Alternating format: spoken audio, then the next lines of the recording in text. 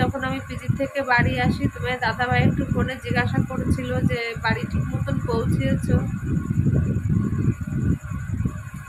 কিন্তু আজকে আর ফোন করে জিজ্ঞাসা করছে না। আজকে শরীরটা এত খারাপ, ওরকম করে শুয়ে আছে। আজকে আর আমাকে ফোনে জিজ্ঞাসা করেনি যে তুমি ঠিক মতন বাড়ি পৌঁছেছো। নমস্কার বন্ধুরা, সবাইকে জানাই শুভ সকাল। প্রথমেই বলি জয় কৃষ্ণকালী মায়ের জয়, জয় সোনা মায়ের জয়, জয় মঙ্গলা মায়ের জয়। তো এই সকালবেলায় কাজকর্ম টুকটাক ছিল, তো সেইগুলো করলাম। এখন এই যে শাড়ি পরেছি। আর কালকে তো তোমাদের দাদাভাইকে ভর্তি করে দিয়ে আসলাম পিজিতে। আর আস্তে আস্তে অনেক রাত হয়ে গেছিলো, তো রাত্রেবেলা একটু চা মুড়ি খেয়ে শুয়ে পড়েছি। কিন্তু এখন যেন প্রচণ্ড পরিমাণে ঘুম পাচ্ছে, চোখ দিয়ে মানে নেশার মতন লাগছে ঘুমে। তবুও এখনও উঠলাম, উঠে আবার ডিউটিতে যেতে হবে। তো ডিউটি সেরে এসে আবার তোমার দাদাভাইয়ের কাছে যেতে হবে। তো সেই কারণে অনেক সকালে উঠতে হলো ডিউটিতে যাওয়ার জন্য আর কি। তার চোখটা যেন ভেঙে যাচ্ছে ঘুমে এখনও। আর কালকে রাত্রিবেলায় এসে স্নান করেছি, তো চুলটা এখনও ভেজা আছে। এখন তো পিছনটায় মাথা যন্ত্রণা করছে। এখন একটু চা খাবো, চা না খেলে আর বাঁচতে পারছি না। চা খেলে হয়তো ঘুমের নেশাটা, মাথা যন্ত্রণাটা কমতে পারে।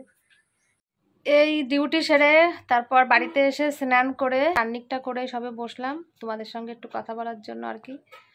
তো এখন কটা ভাত খেয়ে তারপর বেরাবো, আবার তোমাদের দাদাভাইয়ের কাছে যেতে হবে এক্ষুনি।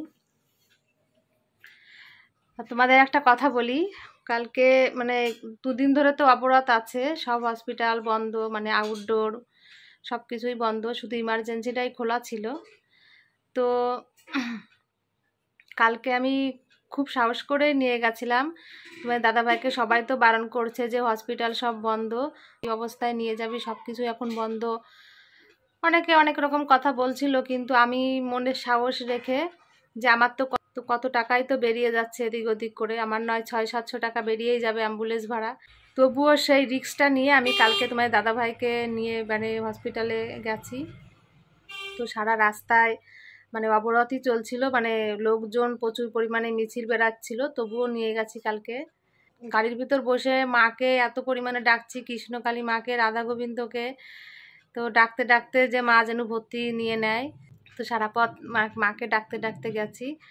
তো কি বলবো, মানে পিজিতে ওরকম ফাঁকা আমি কোনো দিন এখনো পর্যন্ত দেখিনি, যে পুরোটা হসপিটাল পুরো ফাঁকা, পুরো মানে আউটডোর সব বন্ধ। তো এইবার যখন নিয়ে গেলাম ইমার্জেন্সিতে, তো ডাক্তারের কাছে অনেক অনেক অনুরোধ করেছিলাম। আর ডাক্তাররা তোমার দাদাভাইকে দেখে ব্লাড রিপোর্টটা দেখে তারপর বড় ডাক্তারের কাছে ফোন করেছিল যে এই পেশেন্ট কী করব, তারপর ভর্তি নিয়ে নিল। মানে আমাদের বেশিক্ষণ লাগেও নি, ওখানে কোনো লাইনও দিতে হয়নি, সুন্দরভাবে ভর্তি নিয়ে নিয়েছে। তারপর ব্লাড দেওয়ার সময়ও যখন ব্লাড আনতে গেছি ব্লাড ব্যাংকে, তো সেখানেও পুরো ফাঁকা, কোনো লাইন আমাকে দিতে হয়নি, একদম পুরো শান্তি মতন দাদাভাইকে ব্লাড কালকে রাত্রেবেলা একটা দিয়েছে।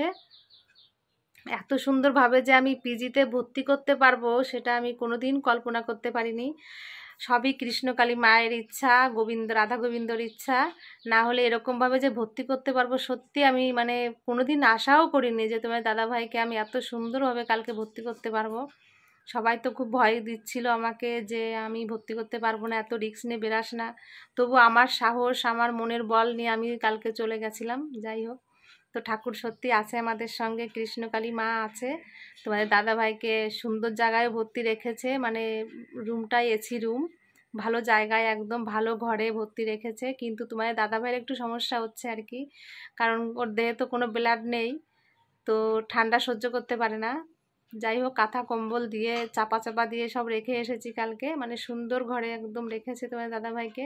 যাই হোক, তোমাদের আশীর্বাদ তো আমার অনেক অনেক কাজে লাগে, তোমরা সবাই আমাকে আশীর্বাদ করছো, আমি নিশ্চয়ই জানি সেটা। আর তোমরা আরও আশীর্বাদ করো যাতে তোমার দাদাভাই সুস্থ হয়ে ভালোভাবে যেন বাড়ি আসতে পারে। তো যাই হোক, তোমাদের সঙ্গে এখন অনেক কথা বললাম। আজকে রাধা গোবিন্দকে দেখো কি সুন্দর করে আমরা সাজিয়েছি। আজকে দেখো মা বলছে আমাদের গোপালে বললাম তো রাধা গোবিন্দ দয়ায় আছে না, রাধা গোবিন্দ না থাকলে কি এই সমস্ত সব কিছু হতো? তো আজকে আমাদের রাধা গোবিন্দকে এত সুন্দর করে সাজিয়েছে, আমাদের তো কোনো সামর্থ্য নেই কিছু দেওয়ার। তো দেখো তোমাদের দেখাই, দেখো রাধা গোবিন্দকে আজকে মালা দিয়ে সুন্দর সাজিয়েছি আমরা। তো আমাদের তো কোনো সামর্থ্য নেই যে মাকে অনেক অনেক মন্ড মিঠাই দিয়ে ভোগ দেব, কি করব, আমরা একটু এই মালা দিয়েই সন্তুষ্ট করলাম। রাধা গোবিন্দ যেন এতেই সন্তুষ্ট থাকে। এই যে কৃষ্ণকালী মাকে মালা দিয়েছি। আজকে আমি মালা কিনে নিয়ে আসছি, তোমার দাদাভাইকে এত সুন্দর করে ভর্তি করাতে পেরেছি, তো সেই কারণে যে মায়ের জন্য একটা মালাই নিয়ে আসছি, বেশি কিছু করতে পারিনি। তো মালাটা দিয়েছি এই যে, আর এখানে এই যে মাই সাজিয়েছে সব ফুল দিয়ে কি সুন্দর করে। দেখো আমি মালা কিনে নিয়ে আসছিলাম, মাও মালা গেঁথেছে বাড়িতে বসে। তো এই দেখো কি সুন্দর করে সাজিয়েছে মা। ঠাম্মা শাশুড়ি, মুখটা দেখা যাচ্ছে না স্পষ্ট, মানে অনেক আগের ছবি তো। তো মায়ের ঠাম্মা শাশুড়ির আজকে মৃত্যুবার্ষিকী, কারণে ঠাম্মার জন্য একটা মালা আছে এখানে, এই যে ফুল দেওয়া হয়েছে ঠাম্মাকে। তো যাই হোক, ঠাম্মার আত্মার শান্তি কামনা করি, যেখানেই থাকুক যেমনভাবেই থাকুক যেন খুব ভালো থাকে, এই আর কি। তাদের সঙ্গে তো অনেক কথা বললাম, আর বেশিক্ষণ এখন কথা বলতে পারছি না, কারণ আমার আবার যেতে লেট হয়ে যাবে। তো আমি এখন কটা ভাত খেয়ে শাড়িটা পরেই বেরাবো, ততক্ষণ তোমরা আমার সঙ্গে থেকো। হসপিটালে কি হয় না হয় সব কিছু তোমাদের দেখাবো, যতদূর পারবো চেষ্টা করব দেখানোর জন্য। চলো তাহলে আমি কটা ভাত খেয়ে নিই। এখন দুদিন ধরে তো প্রায় নাই খাওয়া একদম, তো এখন কটা না খেলে আর চলতে পারবো না, এই আর কি। তো খাওয়া দাওয়া করে এখন এই যে রেডি হয়ে গেছি, এখন বেরাবো আর কি। তো মাথাটাও আজকে যন্ত্রণা দিচ্ছে, একটু মলম নিলাম এখানে। আমি জানি না সাইডন নিয়েছি, যদি বেশি অসুবিধা হয় তো রাস্তায় খেয়ে নেব। তো চলো, অনেকটা দেরি হয়ে গেল, এখন যেতে হবে আর কি।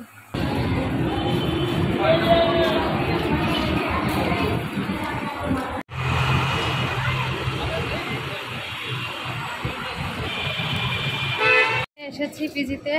তো তোমার দাদাভাইয়ের জন্য এই যে ব্লাডটা নিয়ে যাচ্ছি। কালকে রাত্রে একটা দিয়েছে, এখন আবার দেবে, কিন্তু তোমাদের দাদাভাইয়ের অবস্থা খুবই খারাপ, মানে খুব প্রচণ্ডই খারাপ। তো সেটা তোমাদের পরে বলবো, এখন এই মুহূর্তে বলতে পারছি না, খুব কষ্ট লাগছে আর কি। তো আমি ব্লাডটাকে নিয়ে যাই, তারপর তোমাদের সঙ্গে কথা বলবো।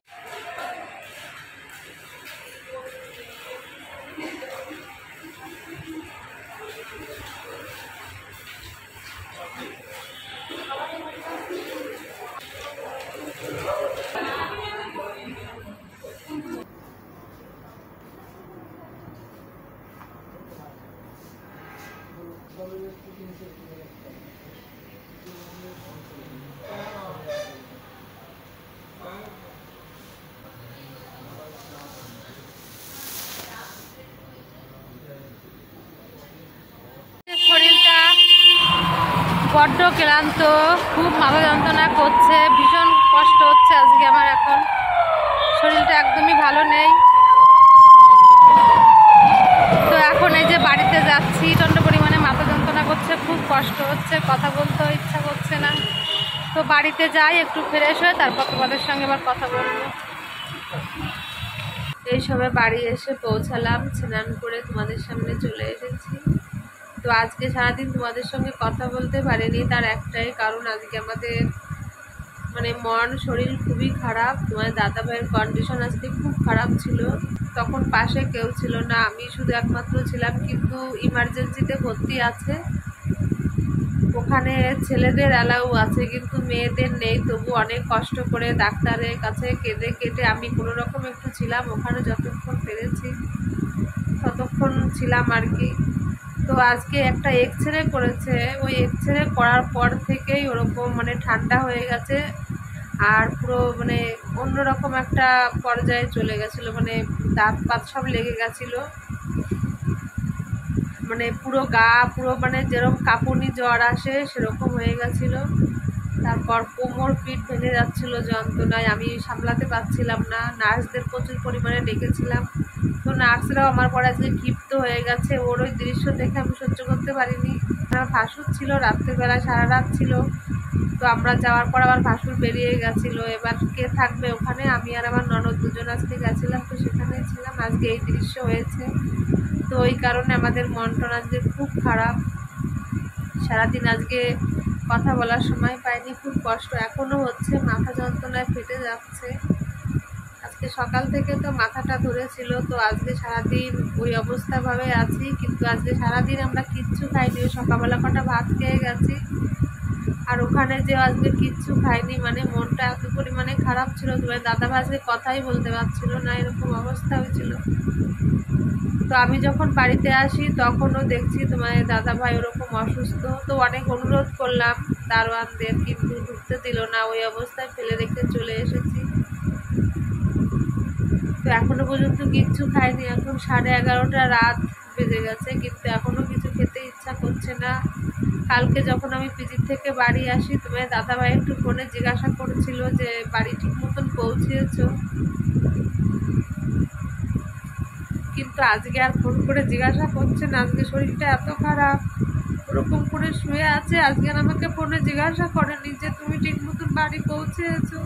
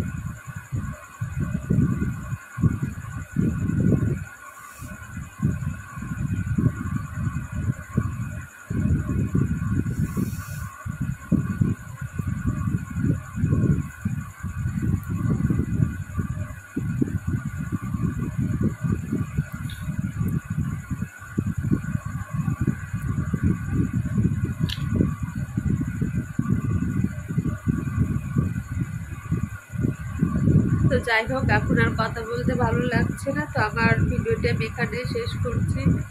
তোমরা সবাই খুব ভালো থেকো, আর তোমরা সবাই একটু আশীর্বাদ করো যাতে আমার স্বামী সুস্থ হয়ে যায়, ওকে যেন আমি ভালোভাবে বাড়িতে নিয়ে আসতে পারি, ছোট্ট বাচ্চাটার বাবা যেন সুস্থ হয়ে যায়, ও যেন আবার ঠিক ঘরে ফিরে আসে। তোমরা সবাই একটু কামনা করো।